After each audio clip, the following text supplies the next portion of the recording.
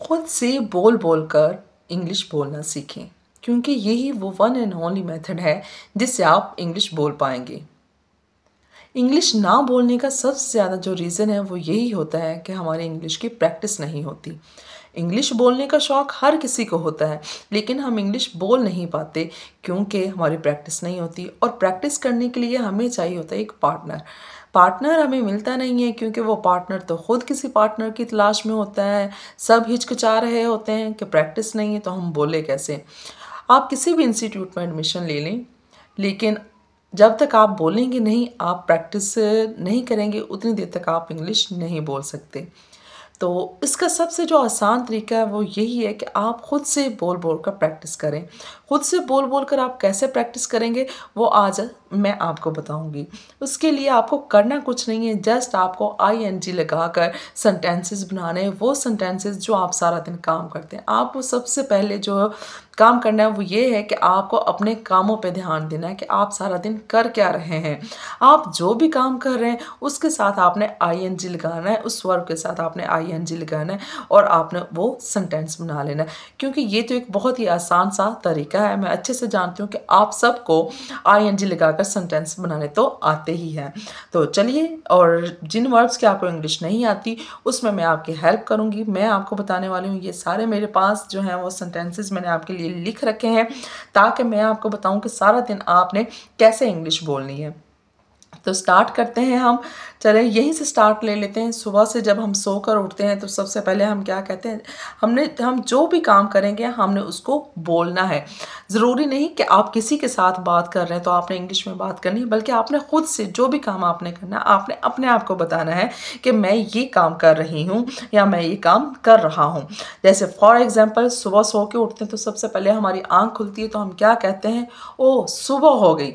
तो कैसे इंग्लिश में कहेंगे, ओह इट्स मॉर्निंग, सुबह हो गई। उसके बाद आई am turning on the light, क्या कहेंगे, टर्निंग ऑन द लाइट।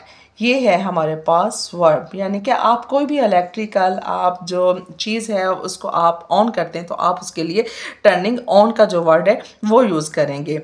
तो ये भी हो सकता है कि आपके पास साइड टेबल पे आपके लैंप पड़ा हो तो आप ऐसे भी कह सकते हैं I am turning on the lamp.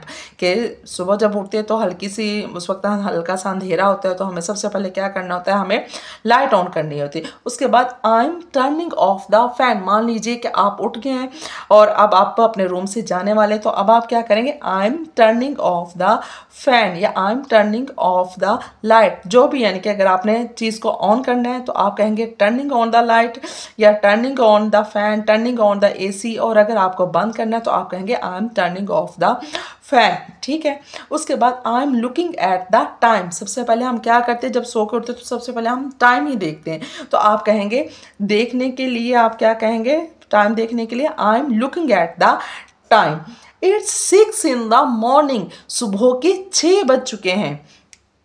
अगर फॉर एग्जाम्पल कि अगर 6 नहीं, ये आपके यानी कि 6 नहीं बजे, 6:30 हुए, फिर उसको आपने कैसे इंग्लिश में कहना है, आप कहेंगे इट्स 6:30, यानी कि 6:30 हो चुके हैं।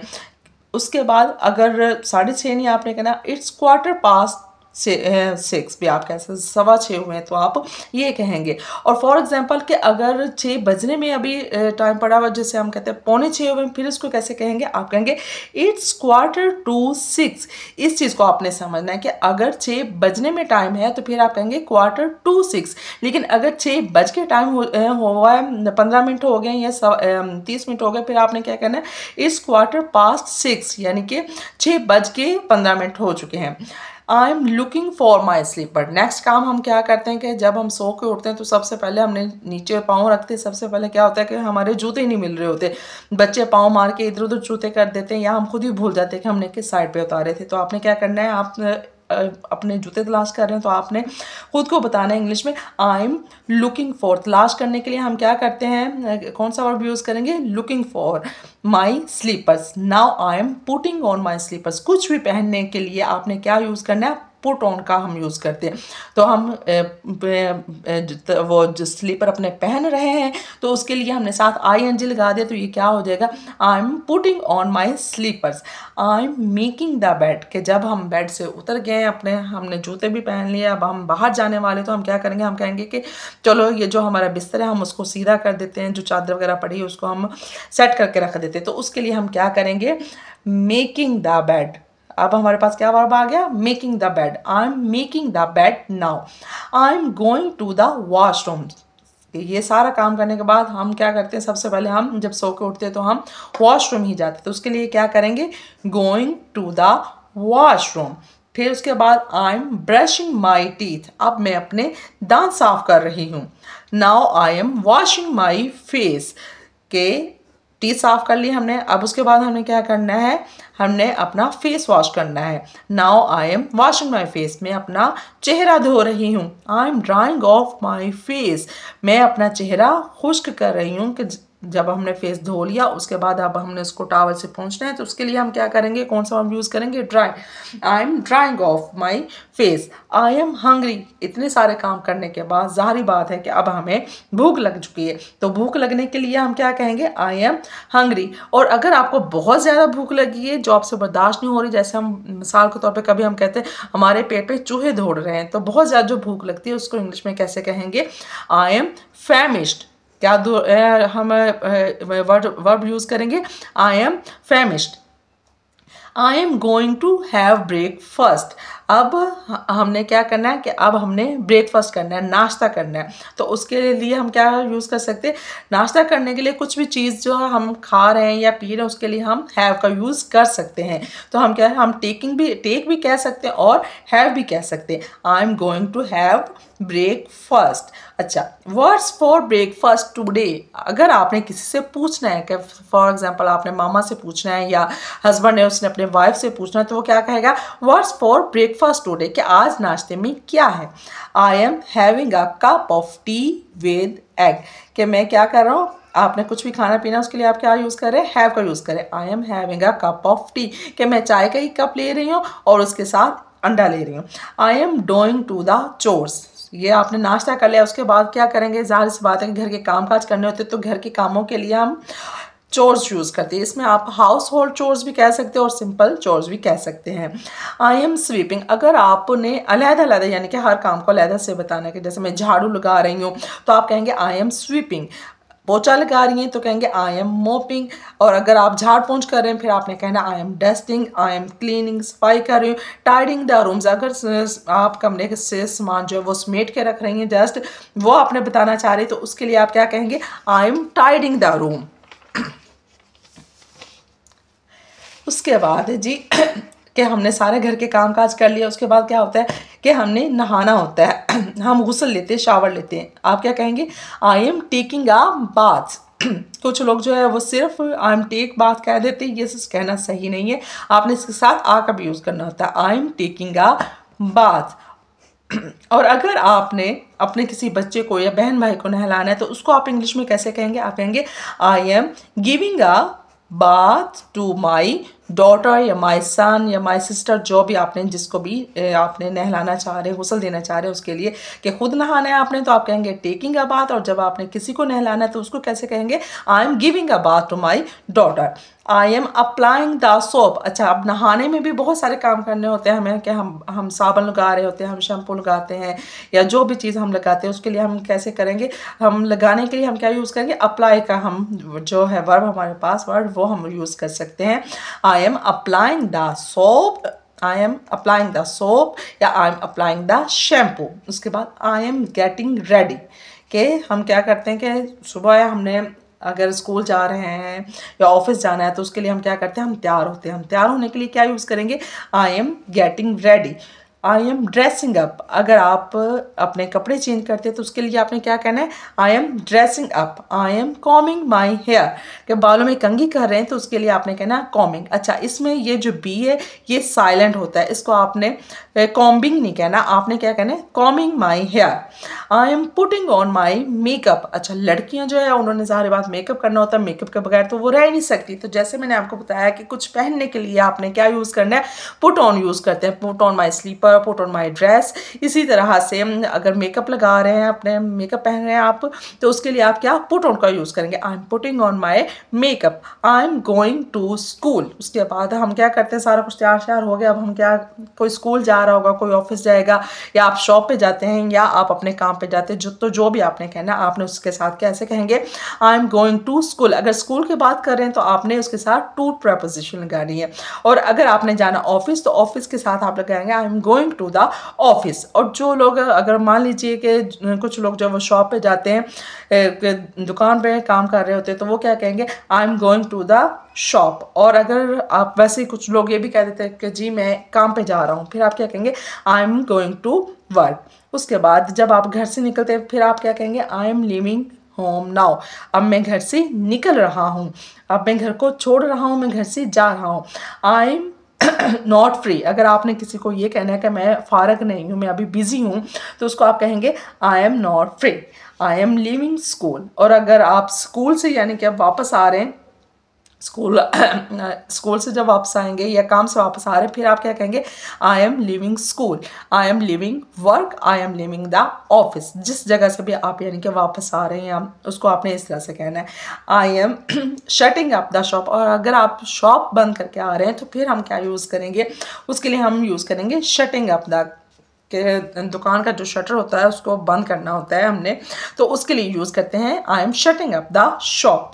आई एम कमिंग होम, कि अगर आप कह रहे हैं, आप फ़ोन पर बता रहे हैं अपने घर में किसी को कि मैं घर आ रहा हूँ, फिर आप कहेंगे आई एम कमिंग होम। और अगर आप ऑफिस में हैं और उधर आपने किसी को बताना है कि मैं घर जा रहा हूँ, तो फिर आप क्या कहेंगे, I am going home. Home, इधर आपने ये बात याद रखनी कि जब हम होम की बात करते हैं तो उसके साथ हमने टू नहीं लगाना है।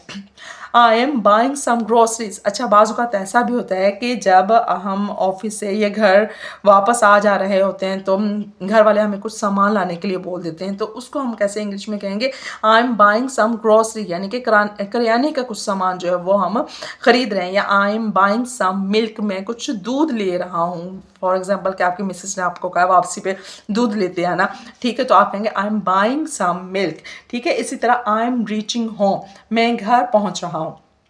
I am going to freshen up, जब आप घर आ गए, अब क्या हुआ कि आपने फ्रेशन अप होना होता है, तो उसके लिए आप क्या कहेंगे, I am going to freshen up, के मैं फ्रेश अप होने के लिए जा रहा हूँ।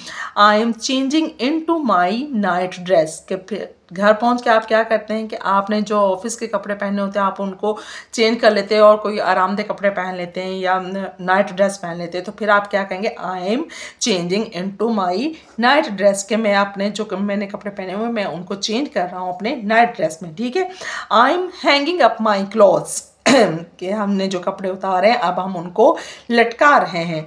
I am picking up the room, कि हमने कमरे में जो भी अब सामान सारी बातें चेंज वगैरह किया है, तो कुछ चीज़ें बिखर बुखर गई हैं, हम उनको क्या करेंगे, अब हम उन चीज़ों को सेट करके रख रहे हैं। I am taking dinner with my family, कि मैं अपनी फैमिली के साथ जो है वो रात का खाना खा रही हूँ। इधर आप टेकिंग का यूज़ भी कर सकते हैं और हैविंग का यूज़ भी कर सकते हैं, जैसे कि मैंने आपको पीछे बताया।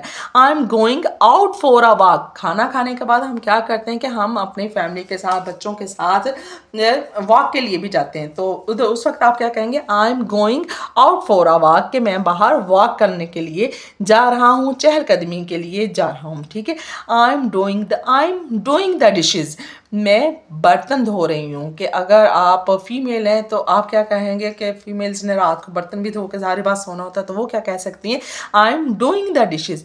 I am taking the rubbish out, rubbish out कहते हैं कि बाहर निकालना है किसी चीज़ को, कचरे को बाहर निकालना है, तो उसके लिए हम क्या कहेंगे, I am taking the rubbish out, के जो कचरा पड़ा है हम उसको बाहर निकाल रहे हैं, घर से बाहर निकाल के फेंकने लगे या बाहर फेंकने के लिए जा रहे हैं। I am watching something on TV, phone या कंप्यूटर, के अगर आपने स्क्रीन पे कुछ भी देखना है तो उसके लिए आप क्या यूज़ करेंगे, वर्ब आप वॉचिंग का यूज़ करेंगे। आई एम वॉचिंग समथिंग, कि मैं कुछ देख रहा हूँ ऑन टीवी, अगर आप टीवी पे देख रहे हैं तो आप कहेंगे कि मैं टीवी पे देख रहा हूँ, अगर आप फ़ोन पे देख रहे हैं तो आप कहेंगे I am watching something on phone, I am watching something on computer. ठीक है, I M setting the alarm. अच्छा, रात को सोते वक्त हम क्या कर रहे होते हैं कि हम अलार्म भी सेट करते हैं अपना सुबह के लिए, तो उसके लिए आप क्या करेंगे, आप क्या कहेंगे, I M setting the alarm. उसके बाद जी रात को बच्चे कह रहे होते हैं कि हमें स्टोरी सुनाए तो हम फिर ही सोएंगे, तो उसके लिए आपने क्या कहना है, I am reading my brother a story, कि मैं अपने भाई के लिए एक स्टोरी जो है वो सुना रही हूँ। अब इसका ये मतलब नहीं कि मैं अपने भाई को पढ़ रही हूँ, इसका मतलब I am reading my brother a story, मैं अपने भाई के लिए स्टोरी पढ़ रही हूँ, या I am reading my brother, I am reading my sister a story, I am reading my kid a story, कि मैं अपने बच्चों के लिए स्टोरी पढ़ रही हूँ, या मैं अपने जो है वो सिस्टर उसको स्टोरी सुना रही हूँ। तो इस तरह करके आप ये कर लेंगे। अब स्टोरी पढ़ने के बाद क्या होता है कि जी नींद तो आ ही जाती है, फिर आपने क्या कहना है, आई एम स्लीपी नाउ, मुझे नींद आ रही है। आई एम स्लीपी नाउ, नींद आने के लिए हम क्या कहते हैं, sleepy now. I am going to bed, अब मैं सोने जा रही हूँ। इधर आप गोइंग टू बेड भी कह सकते हैं और गोइंग टू स्लीप भी कह सकते हैं, जो आपको सूटेबल लगे। और एंड पे क्या कहेंगे जी, गुड नाइट एवरीवन, सबको शब खैर। और चलें जी, ये इतना सही बस काम है। ये आपने अब सारे वर्ब्स आपको मिल गए यहाँ पे। अब मैं आपसे ये नहीं कहती कि इन सारे वर्ब्स को रट्टा लगा लें, लेकिन ये कि जब इस तरह से आप ये थोड़ा सा 2-4 दिन आप ये वर्ड्स बोलेंगे तो आहिस्ता आहिस्ता आपकी जो वोकैबुलरी है वो भी इम्प्रूव होगी और आप मज़ीद वर्ड्स जो है वो बनाने के काबिल हो जाएंगे, और आपकी जो हेजिटेशन है वो भी इंशाल्लाह से ख़त्म होगी, और आहिस्ता आहिस्ता मज़ीद आप इंग्लिश जो है वो बोलना आपको आ जाएगी। तो इंग्लिश बोलने के लिए सबसे ज़रूरी जो चीज़ होती है वो यही होती है कि आपको बोलना आना चाहिए। जब तक आप बोलेंगे नहीं, आप बोलने की कोशिश नहीं करेंगे, उतनी देर तक आप नहीं बोल सकते। तो इसीलिए मैंने ये सेंटेंसेस आपको दिए हैं, आप इनको अच्छे से आप इनको देखें, इस वीडियो को सुने और आप प्रैक्टिस करें, तो इंशाल्लाह आप भी ज़रूर इंग्लिश जो है वो आप बोल सकेंगे। तो वीडियो आपको मेरी कैसी लगी उसके लिए आपने मुझे ज़रूर बताना है, आपने कमेंट करना है एक अच्छा सा। और अगर यहाँ तक आपने वीडियो देखी है तो ज़ाहिर बात है आपको वीडियो तो अच्छी लगी रही होगी, तो प्लीज़ आप कमेंट भी कीजिए, वीडियो को शेयर भी कीजिए और सब्सक्राइब करना तो बिल्कुल नहीं आपने भूलना है। ठीक है, ओके बाय, अल्लाह हाफिज़।